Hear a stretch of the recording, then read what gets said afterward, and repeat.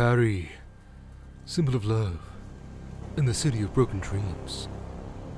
We follow a very spicy man, a taxi driver who roams the streets, picking up the weary, bringing them to their destination.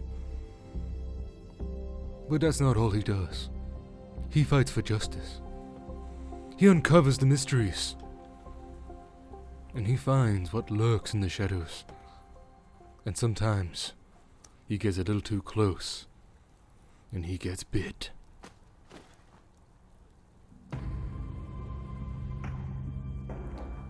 He is Taxi Man. Oh. Welcome to Night Call. This is a detective slash mystery type game. It's very jazzy, and I am into it. I am ready to go. What do we got here? Did I get smacked? Did I get wickety smacked? I think I got wickety smacked. Here. Sir, I do need to speak up. You're fine. She takes a deep breath. Sir, you just spent 2 weeks in a coma. The word bounces around your head. You need a moment to understand its meaning. Coma. The word scratches along your throat. Yes, you were the victim of an assault. The word resonates in your head. Victim. You were so kind of loose in Paris. Did I blink? Am I blinking? That's cool. You feel the contents of your stomach crawling up your throat. The judge, as the police called the killer, assaulted you. The bullet touched your liver and, in most circumstances, it would have been fatal. We chose to put you in an induced... Her voice fades, more distant. You taste bile at the back of your mouth. Your head is burning. You hear a whistle in one ear. Your fingers move to your wound, underneath the bandages. You feel the hard skin. It is incredibly painful. Did they? I'm sorry. Did they catch the judge? No. What about my passenger? He was dead before you even got out of your cab. The doctor is silent for a moment. A very awkward second. She hesitates. The police would like to see you as soon as possible to ask you some questions. After all, you're the only one who survived. The judge. Noise in the hallway attracts your attention. You try to turn your head to no avail. You need to rest. She leaves the room. Her voice resonates in the hallway. I don't care, he's only witness. He is... Another female joins in. A strong, authoritarian voice. You can't clearly make out what she's saying. A strange feeling washes over you. It's not pain, not fatigue. Some odd combination of the two. Before being in the hospital room, you'd never realized that anger was made up of a combination of pain and exhaustion. Anger. A feeling you know all too well. Days go by, and a month later, we're a taxi man. Night 1. Does anybody need an Uber? Eh? Alright, the boss. Well, look, I've got a bit of a problem. A real problem, that is. You have a pounding headache. It's your first night behind the wheel since the attack. Are you listening to me? You catch your boss's eye in the rearview mirror. Yeah. He stares at you first. Wrong voice. Okay, I'm going to be doing voices for different characters, and sometimes it may overlap, and I might not notice. So, I might be doing the narrator voice in a very silly voice. He stares at you for a moment or two without speaking. Sometimes I wonder what goes inside your head. You always seem so far away. I'm listening. Okay. He's watching you closely, trying to make what's going on inside your head. You know I'm worried about you, don't you? I know. You're like a son to me. You know.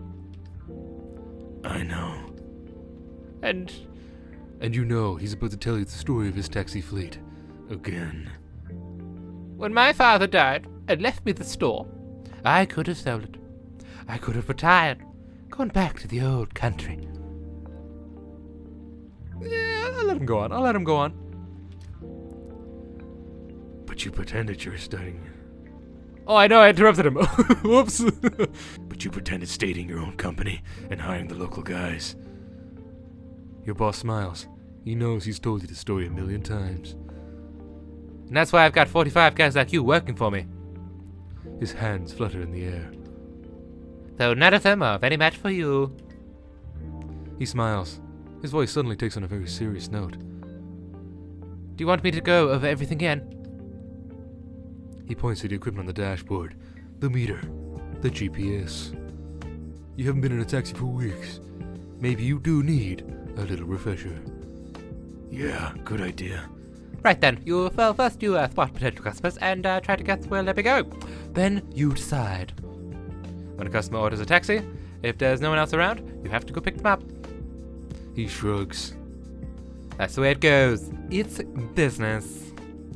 No problem. The other fares, you look at the map and decide whether or not you want to take them. And then, you drive. He flashes a quick mechanical smile. You know it all too well. When he talks about work, he talks about work. That's all. When your shift is over, we do the numbers and hey presto.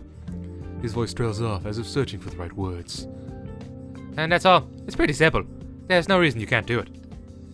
Oh, right. No overtime. We're in France here. And there are rules, regulations, ...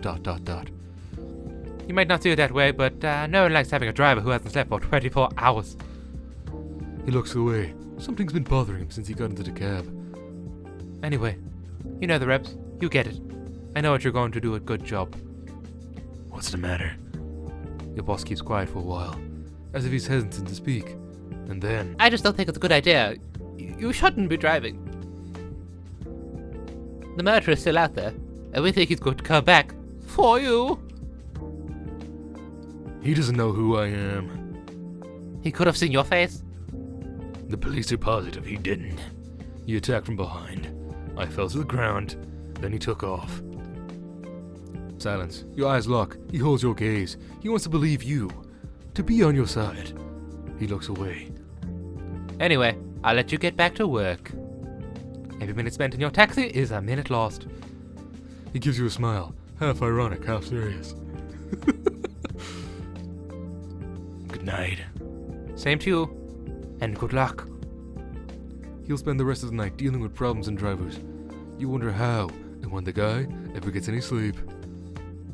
Your boss opens the door and exits the cab. You watch him cross the street and enter the fleet garage. A couple of colleagues are milling about. Taxis are coming and going. They all ignore you, consciously or unconsciously. You are branded. You sit there a moment, then turn the key in the ignition. The hum of the engine sends a tingle down your spine. It's impossible to describe how you miss that feeling. It's back to the night shift. Back to life. Despite the attack. Despite it all.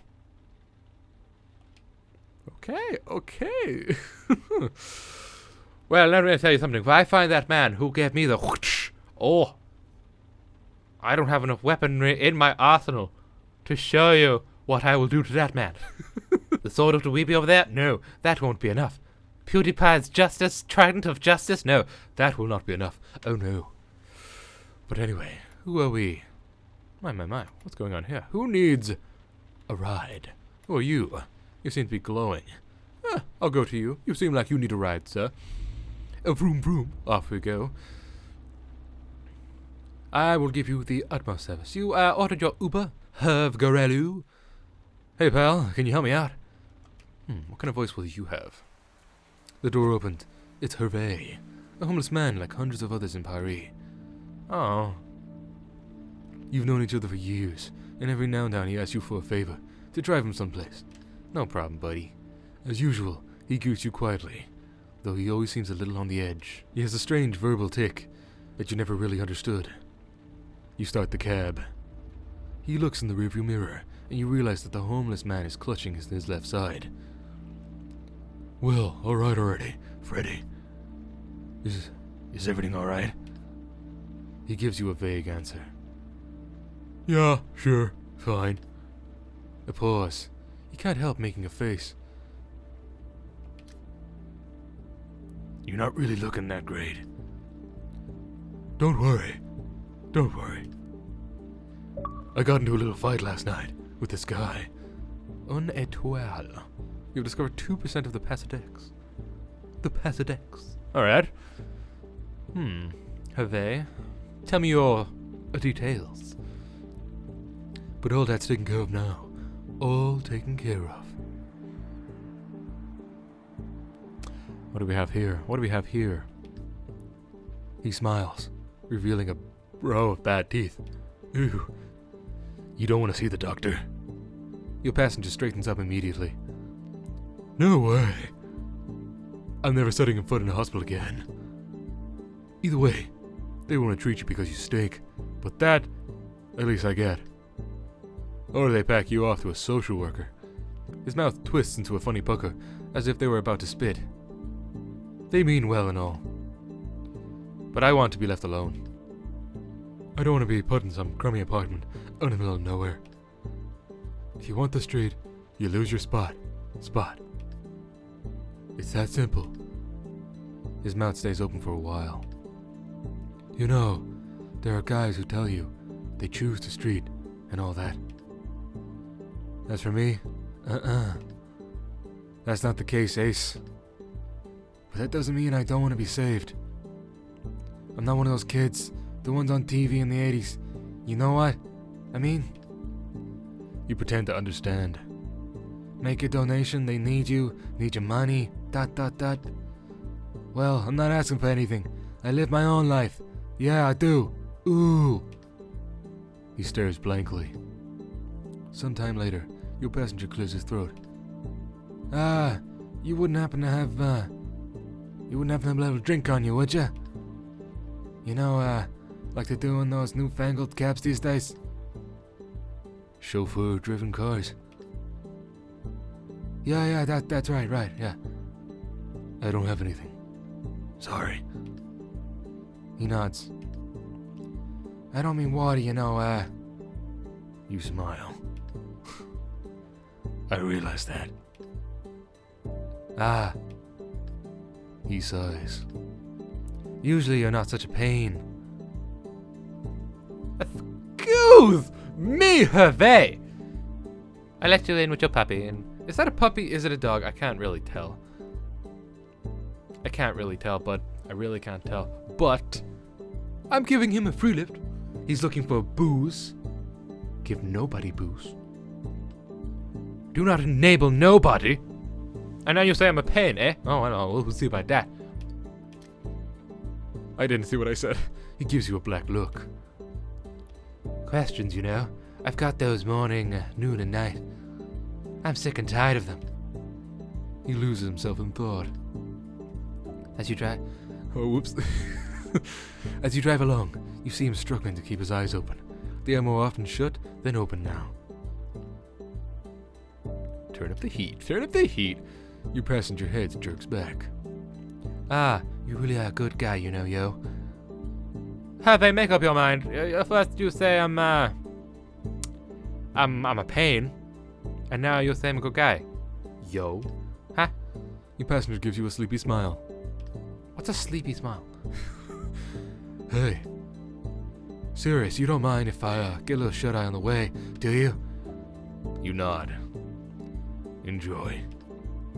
He gives you a smile, but it's in painful grimace. Next thing you know, he's sound asleep. You continue to drive in silence, smoothed by the warm air of the car heater. You pull up in front of a nondescript gray building. Your passenger immediately wakes up and looks around. Shit, this is great. I'm first. Where are we? An organization that hands out clothes for winter.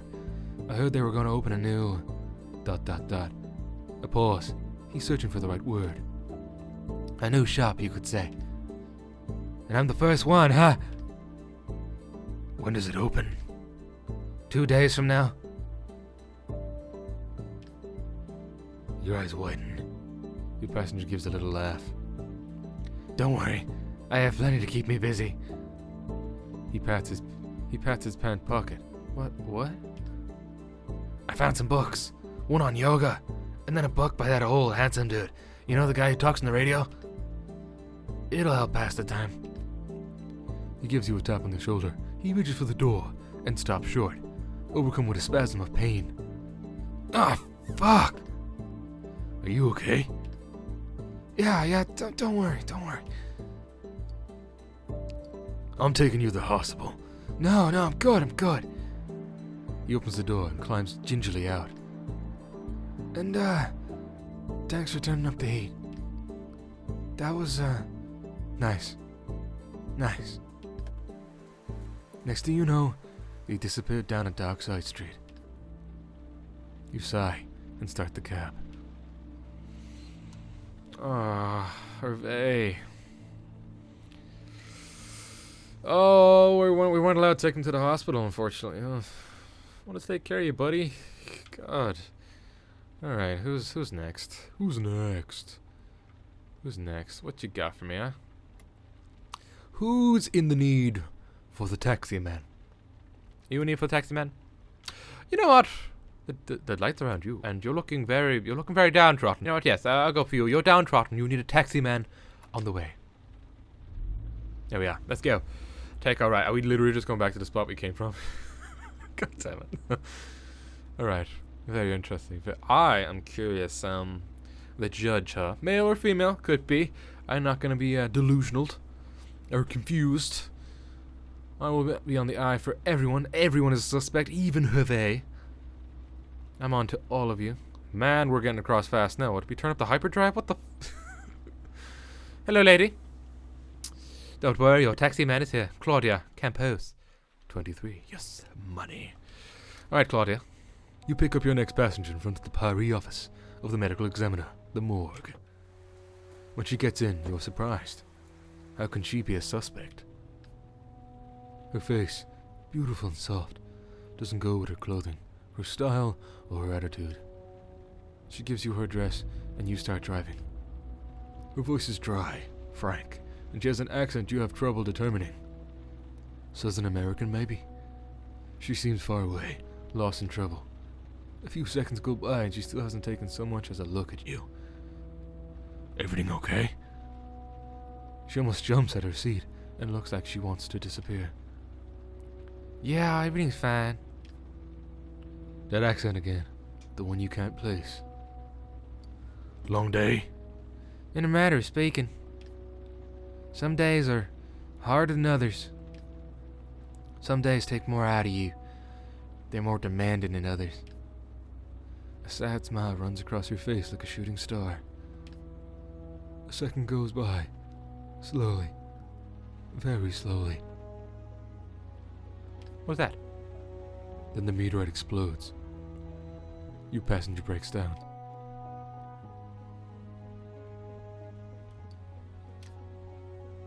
Between sobs, you hear her say something. Give me a minute. Please. Without a word, and without the slightest noise, you slow down. The road passes by slowly, in no hurry. After a moment, she sits up. Can I ask you something? You nod. She takes a deep breath. This may seem like a ridiculous question, or at least a stupid one. Actually, it's completely stupid. You give her an encouraging smile. But I'd like you to hit on me. Oh no. Hey, you, Claudia. This is a beautiful woman. Loads of people would love to hit on you, and there is a beautiful person out there for you. Okay. You don't need. Taxi man's here for you, though. Taxi man should be here for you, Claudia, don't you? I'll hit on you. She blushes and immediately follows up. I mean, not just for real. Just for play. Like we're at a bar. Like you weren't buying me a drink. She shakes her head. Forget it. It's stupid. It's totally stupid. Sure. A moment of silence. She seems surprised. Really? Yes. You don't mind? I thought you would refuse. No one can deny the taxi man, really. I got the gruff. I'm a rogue. I'm a rogue! You can't deny the rogue. The sexy, the bad, the good. I'm all of it, baby. I just have a few rules, if you don't mind. First, I don't want you to talk about Argentina, my home, my parents. Avoid the subject. She pauses. Does that work for you? You nod. Good. Second, I don't want to talk about work. I'm a medical examiner. Do you know what that is? Yes. I cut open dead bodies. I take out bullets, tumors, cirrhosis-filled livers. At first, people are always fascinated, but they quickly get disgusted. So, nothing about work. Let's start, if you're ready. You nod. We're in a bar. It's not very late. Not very late. But we're the only ones there. I'm alone at the bar, finishing a drink. I get up to leave. Silence. Please, go ahead. We're whipping out the good stuff. Taxi man, hit her. Hit it. Just whoosh. Best stuff. Hitting on a passenger. This is definitely a first. You've got a good line. Something that will set the tone. Yes, taxi man. Oh yes, we're bringing it in hot. Oh, what do you got? What do you got? Are we going for the bold line? Or are we going for the romantic? Come on, we've got to be taxi man. We're going to be spicy taxi man. Yes. Nice evening, isn't it? Hello. Yes, very nice. Her voice is softer, her accent stronger. And it's only just the beginning. I was thinking the same thing. I love staying in bars late at night until closing. Seeing people make themselves leave. Some have to force themselves, others surrender. It's an odd mix. She sits up a little to the imaginary bar next to her. Buy me a drink? Of course. How about a little game? You look like the kind of guy who likes drinks, cocktails. Something sweet. I could be wrong, but... And what about me? What is my kind of drink? She rolls the R on the last word.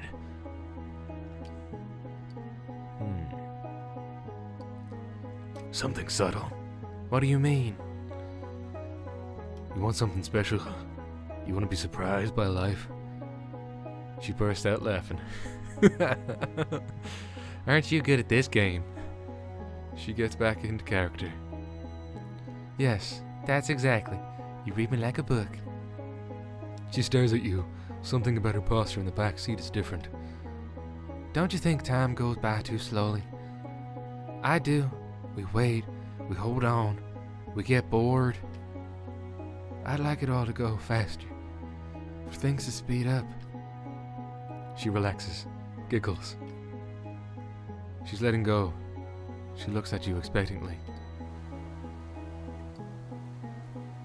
I like the way you laugh. You do? That's an odd compliment. It's true. Thank you. She closes her eyes and stays that way for a little while. Oh. A smile that settles onto her face. A warm, natural, uncontrolled smile. Thank you. You were perfect. Unusually kind. She nods slowly. Just get married already, okay? Jesus, come on. Just come on. Taxi man's got the stuff. You seen it there, ladies and gentlemen.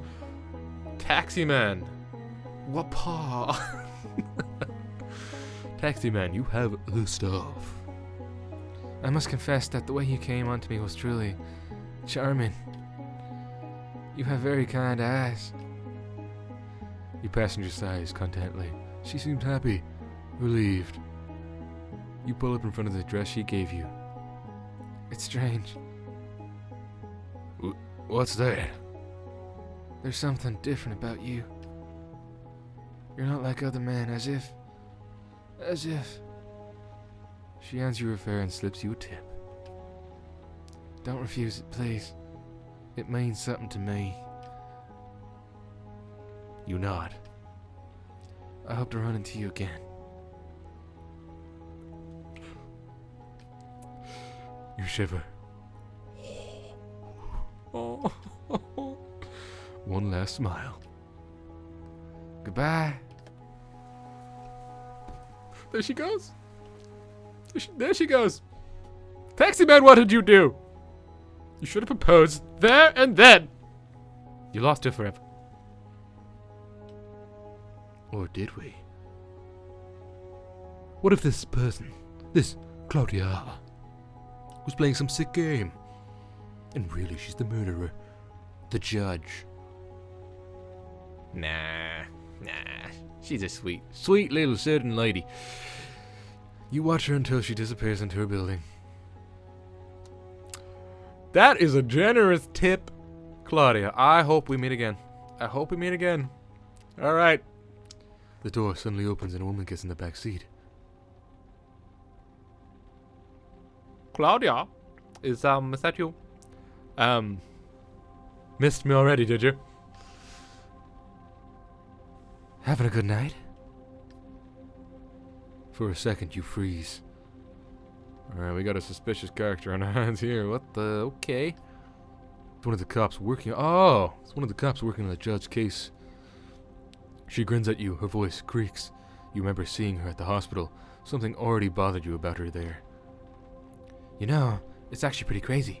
For weeks, I've been saying to myself, there's something off about you. Something not so nice.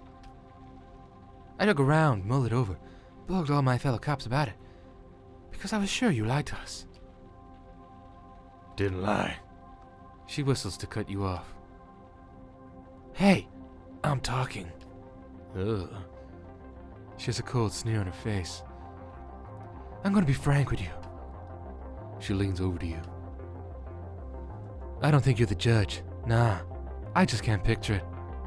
She squints, like she's trying to make you out from afar. She thinks you think we're the judge? Oh yeah, so we just smickety smacked her own goddamn head, yeah? You are a Dumbo. You big dummy. No. Like you'd have something to the extent of hurting yourself. Yeah, between us, it's a bit of a stretch. She stares at you. But not enough of a stretch for my chief to stop going on about you. Seriously, he talks about you all the time. If I didn't know better, I'd think he had a crush on you. She smirks. No, I think he's more interested in your profile. In prison at 17. An icy chill fills your gut. And for murder, too. Taxi man! We've had a time. We've made mistakes. But now, we're on a redemption journey. You open your mouth, but nothing comes out. Since you got out, you've kept a low profile. But you're lying about your name and your address. I checked. It's normal, you'd say, if they get a word of your time served. No loan for your permit, no lease for your car, ... Meaning, no second chance at life. Her voice becomes softer, almost warm. I personally like guys who want a second chance. No, I like guys who fight for a second chance. Basically, I like guys who are willing to work for me. First of all, you come into my taxi. Now, I have many people that need me. That need my taxi man services. And here you are. Just thinking you're cool. Are you cool? She thinks she's cool. You're not cool. You're hitting on me. I'm sorry. I'm spoken for. She leans forward, her shining cat-like eyes narrowing. My chief wants to go over the prosecutor with a first and last name, with evidence. Actually, knowing him, he's not so hot in evidence. So, I'll give you info. Victims, suspects, medical reports, some photos that are a bit... She makes a gagging noise. Blech. You have to be discreet, keeping it between you and me. Interrogate, ask questions, dig around. I'm gonna get pictures? I'm not a cop. She shrugs. Don't worry, you're already keener than half the squad. And don't forget, I'm not asking you to make an arrest and deliver the killer wrapped up with a bow in front of the station, okay? You're no Batman. You're just here to get me information. She rummages around in her pockets for what seems like forever. Here, take my card. I'll call you in 3-4 days, just to check in. We'll chat. And I'll let you know if I have any new info. She takes a What? What's that word? I don't know what that word is. I'm learning a new word. Oh, this is fantastic. She takes on a didactic. It's a funny word. She takes on a didactic, paternalistic tone, like she was giving you a list of recommendations for the 100th time. Don't get caught. Don't get caught. Don't get arrested. Also, I wouldn't recommend trying to leave Paris. I know what you look like, and I know who your friends are. I don't like this lady. I'm gonna say that. I don't like you, lady. Bust it. Bust it. You're a weird lady. You can either be the information or the problem, my friend. She takes a moment to scan your face, your emotions. If I have to go, I'll go check in, you-know-who. No! I don't know New York. Her smile is biting. That reminds me. She know you've done time? I don't think Claudia knows I've done time. We just met, you know. So what do you need to know? You shake your head. She snickers. Oh, my little dirtbag. You cover your tracks well. I did what I could. Yeah, if you say so. I don't like this lady. She's rude. She's being rude to taxi man. I'm just a man trying to go along with my business and help people. She sighs in a tired, exaggerated way. Don't try to mess with me, man. If things don't go well, I'll turn you in. I'll send your picture to all my friends in the media and every asshole in Paris. Your picture with your name on it. Your real name. Anyone close to you will have their places searched. They'll be put under house arrest. Spend nights in jail. You have any idea how tense things are with that fucker's trial underway? You sigh. You know just what she's trying to get at. Come to think of it, your last name's almost the same. You could be brothers, actually. I'm nothing like that terrorist. She smiles. Let me tell you something. That was completely backward. Let me tell you something. With the face of yours and your handle, they'll welcome you with open arms. You have no right. I know. I know we have no right. She takes on a serious tone, businesslike. I want to catch this killer personally. I want to drag him to court, ruin his fucking life, with a bang. I can't botch this case. You got me? And neither can you, right? Nope. Well, great then. We see eye to eye. So can you just, say you're my informant? My CI? He ripped open your gut. He saw your own insides. You were in a coma. Yeah, you have plenty of reasons you want to get back at him. She furrows her brow. Yeah, I think you're actually gonna do what I tell you to do. You investigate, ask questions, listen to all the rumors, and you come up with a list of suspects. You got that? She lays her head on the door handle and freezes. Alright, and don't get fired. Without this cap, you're worth nothing to me. You glare at her. She puts her hand up, and you hear the words behind it. This conversation never happened.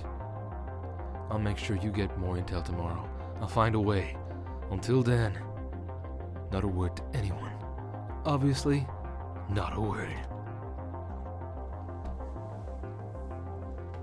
Well, we're an informant now, and we had no choice about that, so...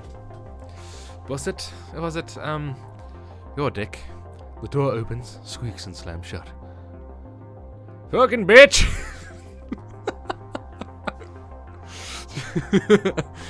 You sit alone for a while. Teeth clenched, dry-eyed, ears buzzing. Shit. On the back seat, the cop left a pile of papers. Shit. Key in the ignition, motor running. Radio on, crackles. You turn it off and start driving. Talking to passengers might unlock new documents and clues for your investigation. You will find them back at your studio after your shift. 6 clues discovered available in your room. What? Alright, can I go back to my room now? See what I've uncovered. I have a Claudia. I haven't found anyone suspicious yet. It was just Hervé. We brought him to a nice place. What do we got? Show me the clues. Ooh, a very, monotone apartment. It's really in this season. What kind of suspects we got? You take a second to enjoy the silence of your studio apartment.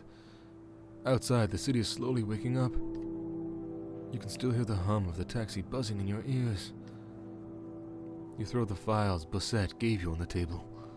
On the wall, you hung up the big corkboard we used to pin up photos of your nephews. They've been gone since you got out of it. Your plan is simple. Jot down all the pieces of evidence and connect them to the suspects. The guilty party won't necessarily be the one with the most evidence against him, but the one with the most compelling evidence against him. Wait, what? What? The most, yes, the most evidence and the compelling, I gotcha. It's like you're building a story about each suspect, trying to understand their motives. Understand how he or she got into this situation. ... Your neighbor's flushes the toilet. Out of the corner of your eye, you see the pipes shake. You crack your knuckles and get to work. I like this. It's jazzy detective type mystery. Different people you have to suss out. I like that. And let me know if you guys are liking it too. Leave a comment. I love this type of jazzy style. The music for different characters. That's right up my alley. But I'm going to leave this one here. So thank you so much for watching. I hope you enjoyed. Leave a like if you did. And I'll see you in the next one.